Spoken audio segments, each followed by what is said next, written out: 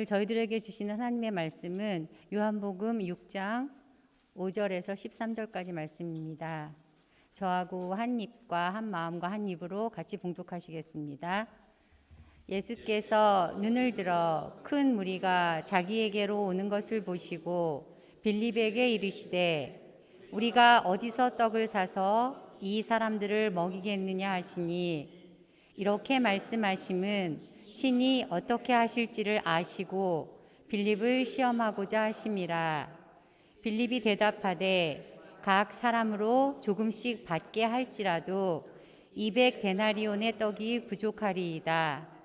제자 중 하나 곧 시몬 베드로의 형제 안드레가 예수께 여짜오되 여기 한 아이가 있어 보리떡 5개와 물고기 2마리를 가지고 있나이다. 그러나 그것이 이 많은 사람에게 얼마나 되겠사옵나이까. 예수께서 이르시되 이 사람들로 앉게 하라 하시니 그곳에 잔디가 많은지라 사람들이 앉으니 수가 5,000명쯤 되더라.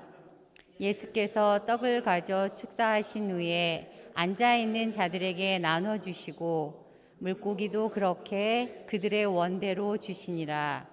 그들이 배부른 후에 예수께서 제자들에게 이르시되 남은 조각을 거두고 버리는 것이 없게 하라 하시므로 이에 거두니 보리떡 5개로 먹고 남은 조각이 12바구니에 찼더라. 하나님의 말씀입니다.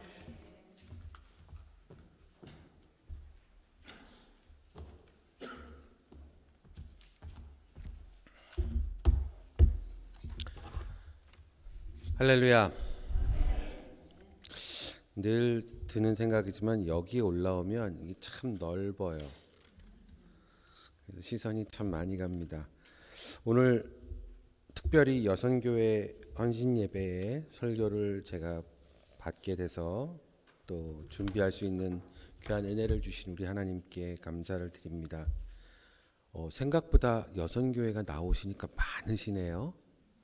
그러면 이 다음에 언젠가 남정교회 회원들이 헌신 예배를 드릴 때 특송하는 인원은 지금 여선교회 인원의 2배가 될 줄로 믿습니다. 아멘. 믿으시는 분만 아멘 하실까요?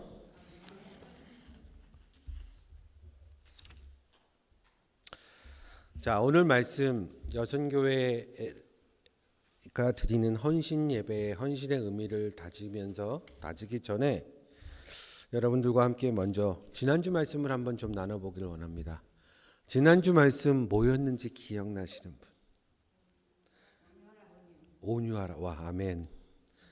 목사님 기쁘시죠? 기억을 다 하시니까. 자, 그러면 한번 생각해 보세요.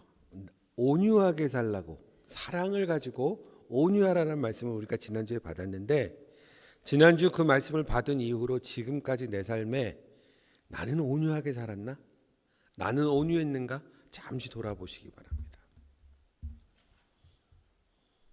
그리고 이제 앞뒤 좌우에 계신 분하고 우리 한번 인사할까요? 온유하게 사셨습니까? 온유하시기 바랍니다. 우리 앞뒤 좌우의 분들과 함께 건면하시기 바랍니다.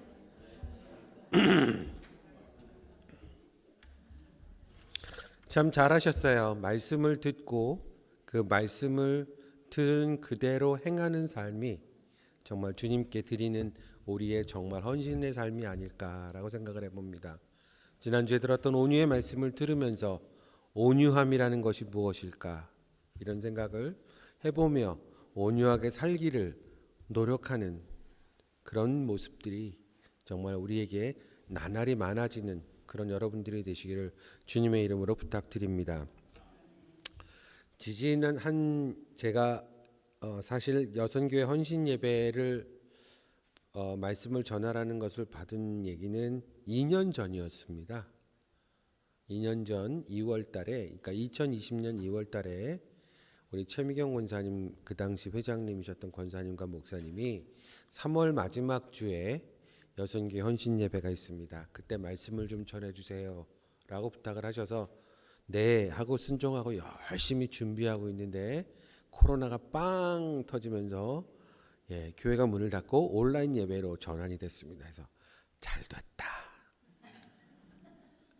그리고 저는 룰루랄라 하고 지낸 지 2년 2주 전쯤 목사님이 전화하시더니 전도사님 지난번에 하셨던 미루셨던 말씀 여선교회 헌신예배 다시 준비해 주세요. 네. 그리고 준비를 하고 있었습니다. 그리고 이게 준비를 열심히 하는데 제 안에 있었던 온유함에 대한 얘기를 잠깐 하면서 오늘 말씀을 시작해 볼까 합니다. 저 얼굴에 여기 좀 뽀드락지 난 거 보이세요? 예. 평상시에 잘 안 나거든요. 그런데 주일 말씀을 준비하는 이 와중에 여기에 딱 빼기면서 이게 며칠째 저를 굉장히 괴롭히고 있습니다. 인상을 쓰느라고 이렇게 주름이 잡히면 아파요. 그런데 하루는 이제 어저께는 저희 딸이 찬미가 잘생긴 아빠 얼굴로 설교를 해야 되는데 뽀드락지가 나서 어떡하냐고 이렇게 저를 위로해 주는 겁니다. 그리고 오늘 아침에도 눈을 뜨면 와가지고 아빠의 뽀드락지 상태부터 확인을 해요. 괜찮은가? 왜 갑자기 뽀드락지가 났나? 그러고 우연히 말씀을 이렇게 준비를 하다가 우연히 이렇게 손으로 쓱 하다가 이게 탁 터지면서 너무너무 아픈 거예요. 그러니까 제 안에서 막 욱 하는 짜증이 올라오기 시작하는 겁니다. 왜 이거는 갑자기 내 안에 나와가지고 이렇게 속을 새기고 불편함이었나 이런 순간에 이러고 막 뭐 마음이 불편해지는 그 순간에 제게 들었던 마음이 온유해야지 이런 마음이 들면서 말씀을 준비하고 있는 자에게 들어오는 유혹과 불편함이 온유함으로 물리쳐지기를 바라면서 이 말씀을 준비했습니다. 저는 헌신이라는 말을 연자로 쓰면 바칠 헌 그리고 몸 신자를 써서 말 그대로 내 몸을 바치는 것을 헌신이라는 표현이라고 합니다. 영어로 표현을 찾아보니까는 여러 가지 표현이 나오는데 그 중에 가장 종교적으로 맞는 말이 devotion이라는 말이 성서적 그러니까 종교적인 의미에서의 헌신을 의미하는 것 같더라고요. 자, 이 헌신의 의미를 저희가 생각해 보면서 저는 우리가 많이 아는 예수님께서 보리떡 5개와 물고기 2마리로 5,000명을 먹이고도 남았던 그 기사의 예수님의 기적의 기사를 우리가 보면서 예수님이 이렇게 많은 사람을 먹이셨습니다라고 우리는 그동안의 포커스를 보고 듣고 왔다면 오늘 저는 조금 다르게 이 말씀에 포커스를 맞추어서 여러분들과 함께 헌신의 의미를 되새겨 보고자 합니다. 먼저 우리 마음속에 한번 그림을 그려보겠습니다. 여러분의 마음속에 넓은 이스라엘의 광야가 펼쳐져 있고요. 그 가운데 수많은 남자만 5,000명 그 외에 아이들과 여인들까지 있는 그 수많은 무리들이 있는 그리고 한 곳에선 조그마한 언덕 위에서 예수님이 여러분들에게 말씀을 전하고 계신 가르침을 하고 계신 그 장면을 한번 상상해 보시기 바랍니다. 그리고 그 안에 여러분이 그 자리에서 예수님과 함께 예수님의 사람들과 함께 예수님의 말씀을 듣고 있다고 한번 생각해 보시기 바랍니다. 아침에 길을 떠났습니다. 집에서부터 예수님께서 저곳에서 말씀을 전하신다는 얘기를 듣고 여러분들은 길을 떠났습니다. 그리고 한 2-3시간 걸어서 그곳에 도착했습니다. 허허벌판에 그곳에 도착해서 한참 말씀을 전하시고 있는 예수님의 말씀을 듣기 위해 온 신경을 집중했습니다. 그리고 어느덧 4시, 5시가 되었습니다. 이제부터 걸어서 집에를 가더라도 2시간, 3시간이 걸려야 하는 그러한 상황에 여러분이 있다라고 한번 여러분의 마음속에 생각을 한번 해보시기 바랍니다. 우리가 오늘 말씀에서 읽은 상황이 비슷합니다. 그 상황이에요. 예수님이 사람들이 시장한 걸 보시고 뭐라고 얘기해요? 제자들에게 너희가 먹을 것을 주라라고 얘기를 하시잖아요. 아침부터 일찍 나와서 4시, 5시가 되도록 정말로 정신없이 그 말씀에 귀 기울여 듣던 우리에게 육체적인 배고픔이 찾아오는 그 시간입니다. 아마 예수님께서 그 상황을 보시고 너희가 먹을 것을 주라라고 제자들에게 말씀하셨다라는 얘기는 이런 것 같아요. 여기에 만약에 수많은 사람들이 있는데 너희들이 줘라 라고 했다면 이런 것 같아요. 맨 앞에 계신 우리 조지현 집사님, 손영경 집사님, 또 저희 집사람, 또 우리 동훈, 저 재밌는 얘기 잠깐 따로 하겠습니다. 우리 동훈 형제를 제가 아침에 오자마자 목사님 방에서 봤어요. 근데 못 알아봤습니다. 새로 나온 교인인 줄 알았어요.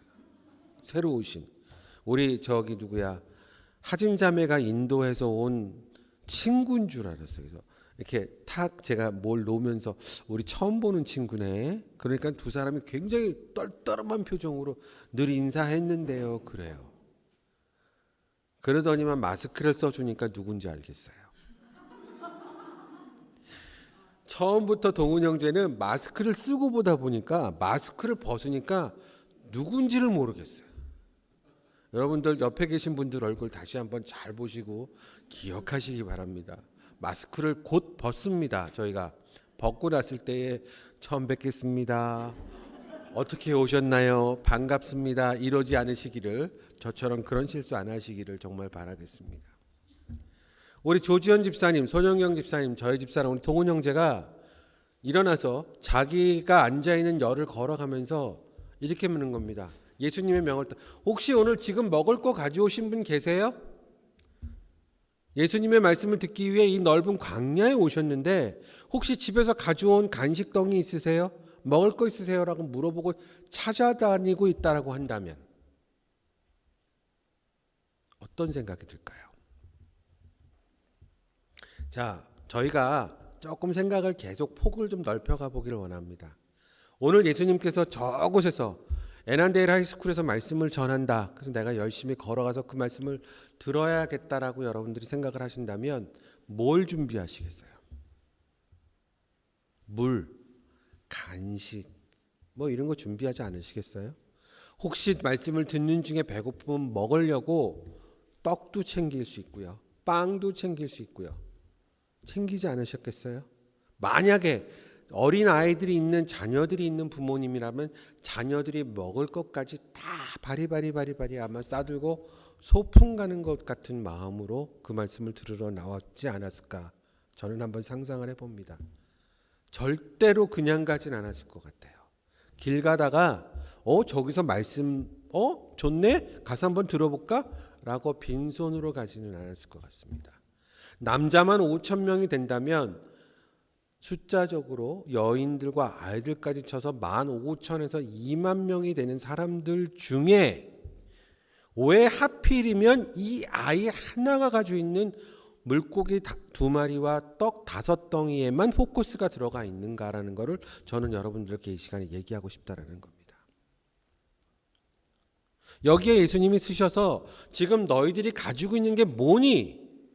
좀 내놔봐라고 만약에 여러분들께 얘기하실 때에 여러분들 마음속에 나는 이거 내 주머니에 있는 거 이거 오늘 나가서 우리 가족 먹을 거 사야 되는데 우리 가족에게 필요한 것 내가 가족에게 드려줘야 되는 건데 핸드폰이 필요하다고 그러시는데 핸드폰 이거 내 경제적인 이유로 내가 이거 없으면 내가 내 삶을 영위할 수 없는데 내 가정이 힘든데 내 아이들에게 주어야 되는데 여러분들 그거 다 쥐고 앉아 계시지 않으신가 생각해 보시기 바라는 겁니다.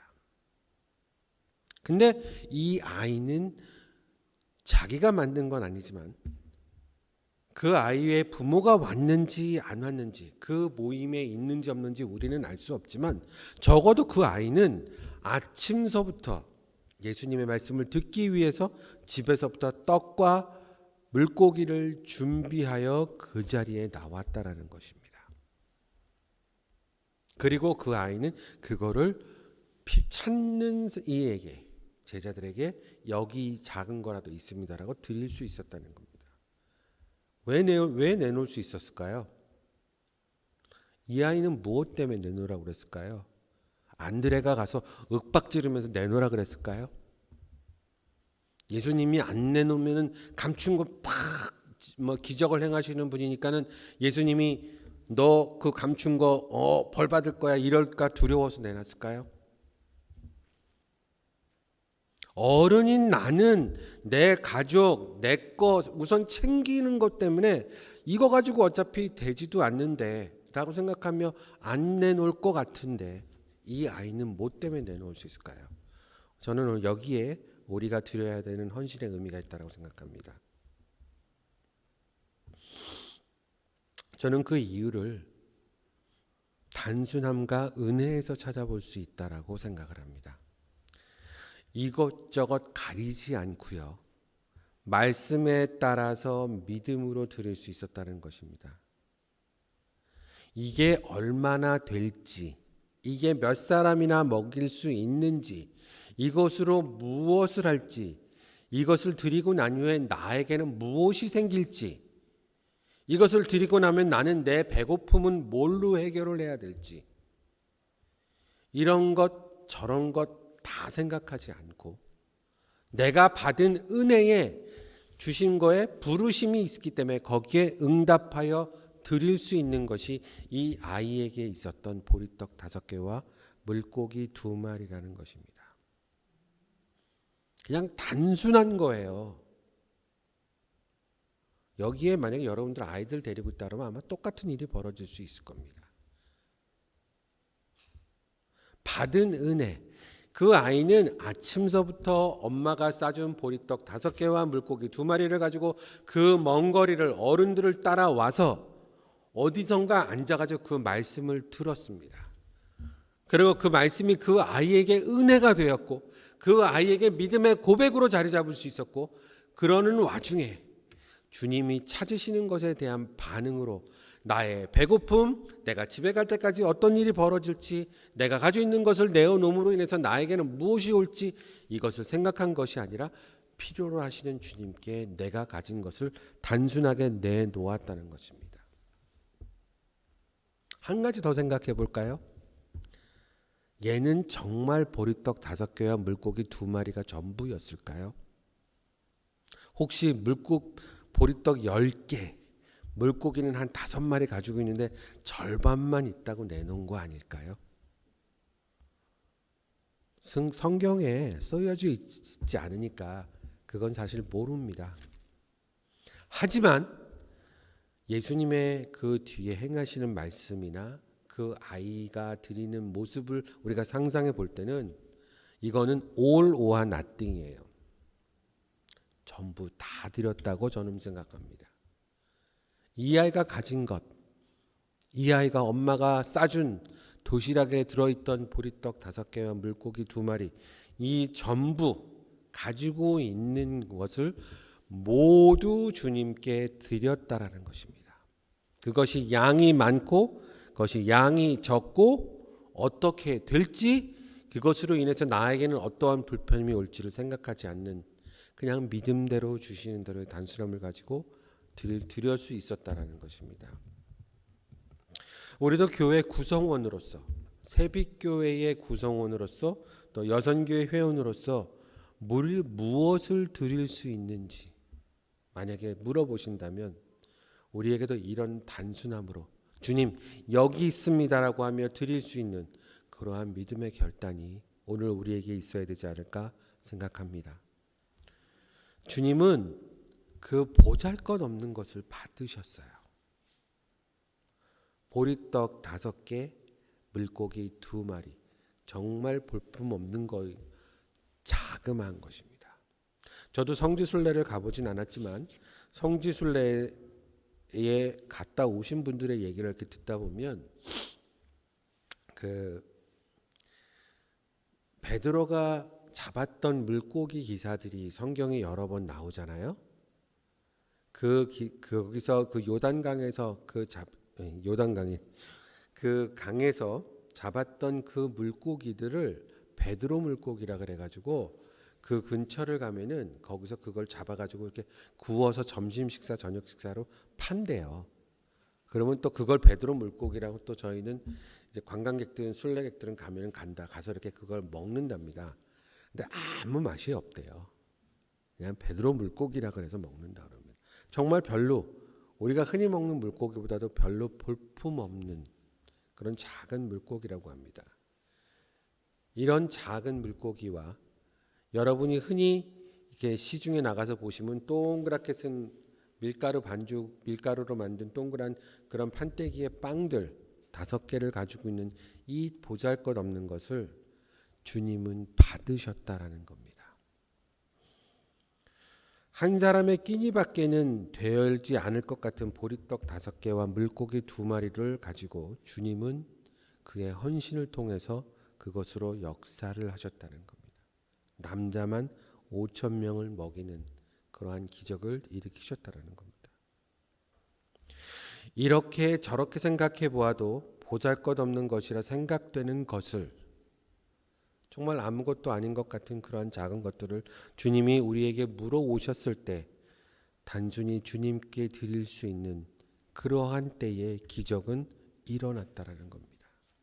내가 가지고 있는, 지금 여러분이 가지고 있는 것이 무엇이 될지, 이것이 얼마가 될지 아무도 알지 못하지만 그것이 주님께 드려졌을 때에, 전심을 다해 드려졌을 때에 그것은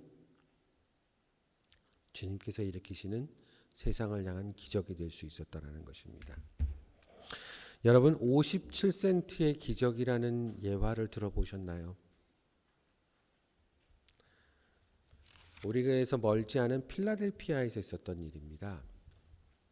필라델피아의 한 곳에 1860년대에 작은 교회가 세워졌습니다. 근데 교회가 너무너무 작다 보니까 이거는 교인들이 다 들어가서 예배를 드리기에도 벅찬 그런 작은 곳이었습니다. 그러니까 아이들은 더군다나 들어가서 예배를 드릴 수 없는 그런 작은 예배실이었어요. 그래서 나중에 오는 아이들에게는 번호표를, 어른들과 아이들에게 번호표를 나누어 주었답니다. 앞에 남아서 예배 드린 사람 중에 빠지면 불르게. 그래서 어느 여자아이가 그 번호표를 받아가지고 집에 돌아갔는데 그 번호의 순서가 도착하기도 전에 이 아이는 병이 들어서 그만 죽어버렸습니다. 그 소식을 들은 교회의 목사님이 그 아이의 장례를 치러주기 위해 그 아이의 집을 방문하여 그 아이가 누워있는 침대를 보며 머리맡에 손을 대었을 때 그 머리맡에 자그마한 편지 봉투가 하나 있었답니다. 그 편지 봉투에는 자신은 비록 순서가 되지 못해서 그 교회에 발을 디딜 수 없는 그러한 데였지만 자신이 정말 가난하여 먹지 않고 입지 않고 아픈 몸을 이끌고 어린아이가 열심히 모은 57센트의 동전을 주님께 드립니다. 이것으로 교회를 넓히는 데 써주세요 라는 그런 편지와 함께 57센트의 동전이 들어있었답니다. 그래서 이 목사님이 그 장례 때 또 교회에 와서 예배 때 그 얘기를 이제 나누었습니다. 성도님들과. 그래서 많은 성도님들이, 그리고 많은 이들이 그 이야기에 감동이 되어 헌금을 하고 모으고 자신의 재능을 들여서 교회를 크게 질 수 있었습니다. 많은 이들이 주님께 돌아오는 큰 역사를 이루어냈는데요. 단순히 그것으로 끝난 것이 아니라 그곳이 점점 더 그 57센트로 인한 기부와 도네이션이 많아져서 전 미국 안에서 25번째로 큰 대학을 설립할 수 있었습니다. 템플 대학, 아마 이름이 바뀐 것 같아요. 그리고 사마리아 병원이라는 그 학교 안에 대학병원을 설치해서 정말로 많은 이들에게 정말로 주님의 사랑을 전할 수 있는, 의술을 전하는 그러한 큰 교회를 만들고 학교를 만들고 병원을 만들 수 있었다는 겁니다. 여러분들 주머니에 57센트 없으신 분 한번 손 들어보세요. 물론 그 당시에 57센트와 지금의 57센트는 다른 거지만 그 아이는 남들과도 다르게 가지고 있는 정말로 최선을 다해 모은 자신의 모든 것을 드렸기 때문에 그것이 주님께서 오병이어의 기적을 일으킨 것처럼 그러한 큰 일을 이루시고 지금도 필라델피아에서 큰 대학과 병원과 교회가 만들어지고 그 안에서 주님께 돌아오는 사람들이 일어나는 역사와 기쁨이 이루어질 수 있었다는 겁니다. 이 아이의 57센트의 헌신, 오늘 말씀에 나오는 아이의 물고기 2마리와 떡 5덩이의 헌신은 세상을 바꿔놓을 수 있었습니다. 저는 여러분들께 감히 도전하기 원합니다. 여러분들이 가진 오병이어는 무엇인가요? 오늘 이곳에서 드릴 수 있는 오병이어의 기적은 무엇일까요? 여선교회 회원으로서 내가 드릴 수 있는 헌신은 무엇일까요? 함께 모이는 것, 열심히 참석해 주는 것, 안 나온 회원들을 위해서 전화로 신방하고 기도해 주는 것, 이런 거 아닐까요? 우리가 새벽교회 교인으로서 헌신할 수 있는 건 무엇일까요? 내가 드릴 수 있는 것, 교회 와서 헌금만 많이 드려야 한다고 주님이 오병이어의 기적을 그를 통해서 이루실 수 있을까요? 저는 아니라고 생각합니다. 그러면 나이가 문제일까요? 나이가 많아서 내가 기도하지 못하고 내가 교회 섬기는데 그냥 받기만 해야 되는 걸까요? 우리 교회에 어르신들 많이 계세요. 저희 어머니도 계시지만 저는 아니라고 생각합니다. 내 나이가 어찌 됐던, 내가 어떤 상황이 되었던, 내가 불구자가 되었던, 내가 무엇이 되었던, 지금 이 자리에서 주님이 너희가 가서 먹을 것을 너희가 가서 찾아오라고 하시는 그 물음에 이 자리에서 어린아이처럼 반응하는 우리가 되시기를 주님의 이름으로 부탁드리겠습니다. 내가 무엇을 가지고 있느냐가 중요한 게 아니라 내가 가지고 있는 것을 드리는 게 중요한 것이고 그것이 헌신이라고 저는 생각을 합니다.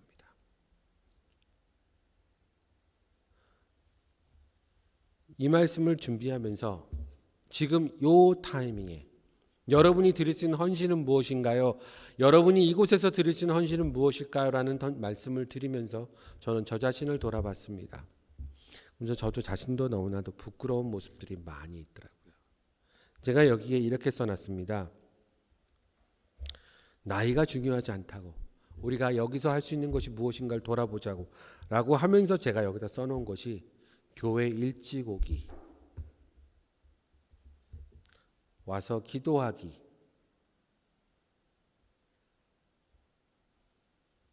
그리고 청소하기, 찾기, 이런 얘기들을 써놨습니다. 제가 안 하고 있는 것들만 써놨더라고요. 여러분들 교회에 오셔서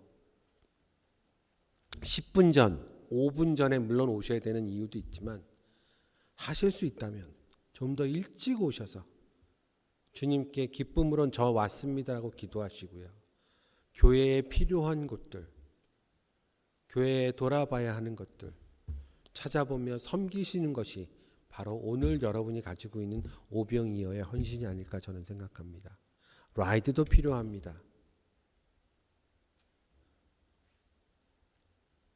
여러분들 그거 아세요? 아침마다 사모님이 예배 전에 예배 후에 우리 성도님들 라이드 해주시는 거? 그거 당연한 건가요?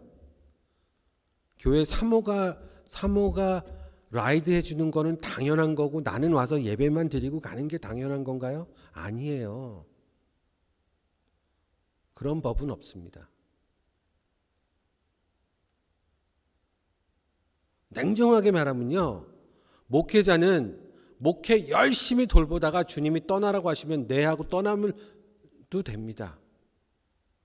죄송하지만 너무 단적인 얘기고 제 얘기가 아니지만, 근데 목회자가 떠나도 남아있는 사람은 성도님들, 여러분들이에요. 새빛교회의 성도님들은 여러분들이에요. 새빛교회의 주인은 주님과 여러분들이에요. 여러분의 헌신은 다른 게 아닙니다. 내가 여선교회 회장이 되고 여선교회 임원이 되어서만 헌신을 하는 게 아니고요. 내가 교회의 중추적인 책임을 맡아야만 헌신을 하고 회계가 맡고 총무가 되어서 헌신이 되는 게 아니고요. 그런 거 눈에 보이는 것보다 오병이어를 가지고 드렸던 이 아이처럼 내가 가지고 있는 것, 지금 필요로 하는 것 찾아서 드리는 것, 그것이 정말 주님이 기뻐 받으시는 헌신이 될 줄로 믿습니다. 한국에서 제가 신앙생활을 하던 곳에 권사님이 한 분 계셨습니다. 제가 섬기던 교회는 조금 역사가 오래된 감리교회고요. 시내 한복판에 있었습니다. 그래서 저도 교회를 가려면 거의 40분에서 50분 버스를 타고 가야 예배를 드릴 수 있는 그런 곳에 있었습니다. 교인도 한 1000여 명 됐었고요. 토요일이 되면 이제 주보를 접잖아요. 저희는 한 번만 접습니다만 그때 저희 교회 주보도 2번을 접어야 되는 거였습니다. 근데 오후 2시가 되면 연세가 많으신 권사님이 화곡동에서부터 버스를 타고 오세요. 그러면 마침 그 버스가 교회 앞에 딱 씁니다.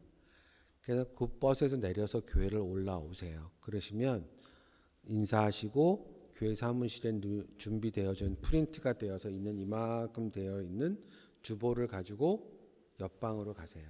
그리고 하나하나 접습니다. 한 2시간 접으시는 것 같아요. 연세가 많으셔서. 그렇게 접으시고 나면 접은 거 교회 사무실에 딱 갖다 놓고 아무 소리 없이 집에 돌아가세요. 그리고 그 다음 주일날이 되면 교회 예배가 1부, 2부가 있었습니다. 오후 예배가 있었습니다. 예배를 마치면 예배실을 돌아다니면서 떨어진 휴지, 떨어진 주보, 떨어진 간지를 다 주섬주섬 깨끗하게 챙기시는 분이셨습니다. 지금은 하늘나라 가셨어요. 주님 전에 가셨는데 그분의 섬김은 그런 모습이었습니다. 누가 그것이 작다라고 말할 수 있겠습니까? 누가 그것이 수천만 원, 수억을 드린 사람보다 작다라고 말할 수 있겠습니까? 주님은 그분의 헌신을 통해서 더 많은 기적을 베푸실 줄로 믿습니다. 오늘 여러분이 이곳에서 드리실 수 있는 헌신을 한번 생각해 보셨으면 좋겠습니다. 헌신 예배는 임원이 하는 헌신이 아닙니다. 회원만 하는 헌신이 아닙니다. 내가 하는 헌신인 것입니다. 내가 드리는 헌신인 것입니다. 오늘 이러한 마음을 가지시고 여러분들 한번 돌아보시면서 내가 교회 안에서 살아가는 모습 속에서 내가 교회 안에서 지금껏 살아왔던 것 중에 하나님께 드려야 되는 나의 헌신은 무엇이었는지, 하나님이 여러분의 상황을 모르시는 것 아니잖아요. 여러분이 가지고 계신 것 중에 내가 시간이 없습니까? 돈이 없습니까? 무엇이 안 됩니까? 한번 생각해 보시면서 드릴 수 있었으면 좋겠습니다. 마침 감사하게도 이번 주 수요일부터 제수요일 사순절이 시작됩니다. 그러고 나면 약 7주간 토요일마다 저희 교회 새벽 기도가 있습니다. 사순절 새벽 기도회. 저는 여러분이 드리는 헌신으로 적어도 이곳에서 예배 드리는 인원과 더불어서 25명의 성도님들이 사순절 새벽 기도를 지키셨으면 합니다. 한번 눈대중으로 쓱 돌아보고 살펴보세요. 이 안에 몇 명이 계신지. 그러면 내가 그 안에 25명 안에 들어야 되는지 안 들어가는지 여러분들 아마 생각이 되실 겁니다. 예배하는 자가 어찌됐든 주님 앞에 나오는 자가 헌신입니다. 주님 붙드는 자가 헌신인 겁니다. 마지막에 한 가지의 얘기를 드리고 마치려고 합니다.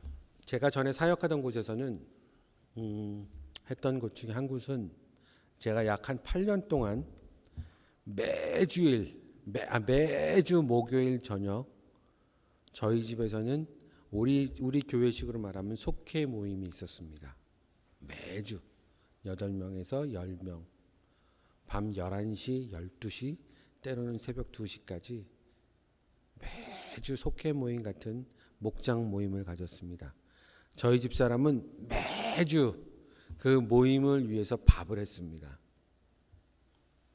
그게 가능할까요? 쉽지 않더라고요. 근데요, 하다 보니까 그것을 사역자라는 입장에서 하는 저도 무척 힘들더라고요. 근데 하다 보니까 나중에는 안 하는 게 이상해요. 그리고 그 섬김을 마치고 그 다음 교회에 가서는 사역자가 아닌 평신도의 모습으로 섬기면서 예배 교회 생활을 하는데 일주일에 5일을 교회를 나갔습니다. 주일, 그다음에 목요일 찬양 예배, 토요일 새벽 기도회, 그리고 월요일 저녁, 수요일 저녁에 있었던 성경 공부까지 하게 되더라고요. 13주간. 저는 사역자니까 할 수 있을 거라고 생각을 했습니다. 근데 벅차더라고요. 근데 그 아내는 사역자인 사역자의 아내는 제 아내가 아니고 여러분과 똑같은 하루에 12시간씩 서서 일하는 집사님들도 계시더라고요. 그리고 그분들도 13주간 주 5일을 교회 생활을 하면서도 본인들의 삶을 지켜나가셨고 그 지켜나가는 삶에 더 큰 복이 임하는 걸 저는 경험할 수 있었습니다. 혹시 이 중에 여러분들 지금 내가 내 시간과 내 삶에서의 여러 부분들을 내가 하나님께 헌신으로 드리고자 하고 말씀드리는 이 순간에 그런 것들이 걱정이 된다면 한번 내려놓아 보시기 바랍니다. 오늘 아침에 이찬수 목사님 설교를 잠깐 듣는데요. 이찬수 목사님이 이런 말씀을 하시더라고요. 큰 내 앞에 놓여진 큰 폭풍우 때문에 하나님께 나아가서 큰 폭풍우를 없애주세요라고 기도하지 말고 큰 폭풍우보다 더 크신 하나님께 그 하나님을 바라보고 의지하는 기도를 드릴 때 그 폭풍우는 사라진다. 산이 높다고 그 높은 산을 가지고 낑낑매고 하나님께 나아가서 하나님을 작게 만들지 말고 그 산을 지으시고 산보다 높이 계신 하나님이 내 편이신 것을 담대하게 나가서 전하고 그 하나님께 기도해라. 문제를 바라보는 포커스가 달라지는 겁니다. 오늘 여러분의 헌신 가운데 그러한 포커스가 달라지는 그러한 삶이 되시기를 주님의 이름으로 부탁드리겠습니다. 우리 이제 찬양 함께 부르고요. 그리고 우리 잠시 기도하는 시간 갖기를 원합니다.